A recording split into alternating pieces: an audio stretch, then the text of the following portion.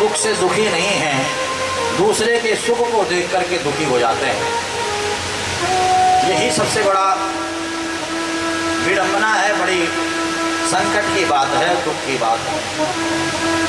यहाँ पर मैं एक दृष्टांत दिया करता हूँ कि एक पंडित जी थे, वे भगवान शिव के अनन्य भक्त थे। भगवान शिव प्रसन्न होकर के कहते हैं, पंडित जी मांगो क्या वरदान चाहिए। पंडित जी ने कहा, भोलेनाथ आपकी भक्ति बनी रहे, बस आपकी भक्ति बनी रहे। भोले बाबा ने कहा, भक्ति तो है, परंतु मैं तुम्हें ये शंख दिए देता हूं, और ये शंख बड़ा चमत्कारी है। इस शंख से जो भी तुम मांगोगे तुम्हें मिल जाएगा, परंतु इसका चमत्कार यह है कि तुम्हें जो मिलेगा पड़ोसी को दुगना मिल जाएगा। तुम एक चीज मांगोगे तो पड़ोसी को दो मिल जाएगी। अब पंडित जी घर आए और घर आकर के शंख को मंदिर में रखा और अपनी पंडिताइन से कहा, देखो देवी जी, इस शंख से कभी कुछ मत मांगना। ये कह करके पंडित जी जजमानी में चले गए। काफी दिन हो गए पंडित जी आए नहीं, तो घर में खाने के लिए कुछ था नहीं। बेचारी पंडिताइन भूखी थी, बच्चे भूखे थे। पंडिताइन को ध्यान आया कि भाई पंडित जी ने कहा था कि शंख से कुछ मत मांगना, इसका मतलब शंख चमत्कारी है, कुछ न कुछ विशेषता है इसमें। पंडिताइन ने शंख को सुंदर स्नान कराया और सुंदर आसन पर बिठाया। का शंख देवता, बहुत जोर की भूख लगी है, बच्चे भूखे हैं, अगर कुछ खाने को मिल जाता तो आनंद आ जाता।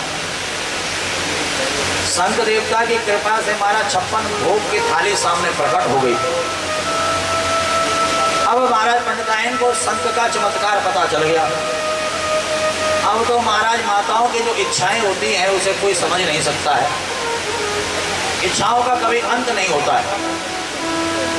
पूरी लंबी चौड़ी लिस्ट खत्म नहीं हुई, सब कुछ मांगती गई, मांगती गई, मांगती गई।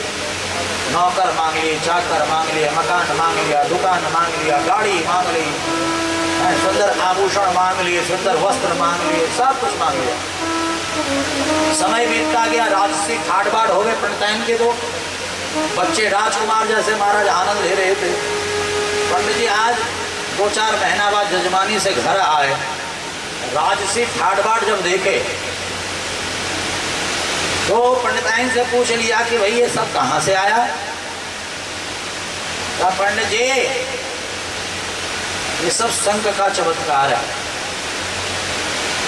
आपने कहा था शंख से कुछ मत मांगना, परंतु मैंने जब मांगा तो इस शंख ने सब कुछ मुझे दे दिया। इतना ज्यादा चमत्कारी शंख है। पंडित जी ने कहा, देवी तुमने मांगा तो है, परंतु तुम्हें मांगना नहीं आया। मैं सिखाता हूं कैसे मांगा जाता है। पंडित जी ने शंख को सामने रखा, पूजा पाठ करके कहा, शंख देवता हमारे घर के बाहर एक गड्ढा हो जाए। अब इनके घर के बाहर एक गड्ढा हो गया तो पड़ोसी के कितना हो गया बताओ जरा। का शंख देवता हमारे घर में जितने भी सदस्य हैं सबकी एक एक आंख फूट जाए। पड़ोसी की कितनी? दोनों राधे राधे। अब इनकी तो एक आंख थी, घर के बाहर एक गड्ढा था, ये बच करके निकल जाते, अंदर बाहर हो जाते। परंतु पड़ोसी के घर के बाहर 2 गड्ढे थे और दोनों आंखें राधे राधे हो गई थी। और एक एक करके सारे पड़ोसी गड्ढे में घुसते गए, राधे राधे हो गए। तो ये स्थिति सबकी है पराया।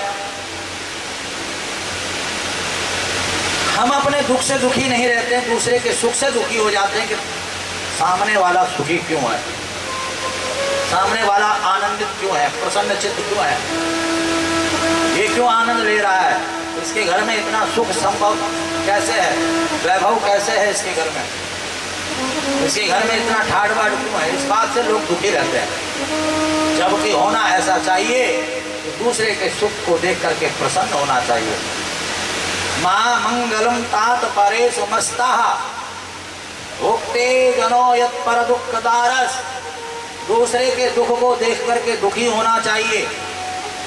परमात्मा से यही प्रार्थना करनी चाहिए कि हे प्रभु सबको सुख दे, सबको आनंद दे। हम सनातनी, हम हिंदू, हम क्या प्रार्थना करते हैं? सर्वे भवन्तु सुखिनः, सर्वे सन्तु निरामयः, सर्वे भद्राणि पश्यन्तु, मा कश्चित् दुःखभाग् भवेत्। हम लोग यही प्रार्थना करते हैं कि सब सुखी हों, सब निरोग हों, सब धन संपदा से संपन्न हों, सभी को आनंद आए। परंतु जो अधर्मी प्रवृत्ति के होते हैं, विधर्मी प्रवृत्ति के होते हैं, जो आतताई प्रवृत्ति के होते हैं, वे कभी भी दूसरे के सुख की कामना नहीं करते हैं।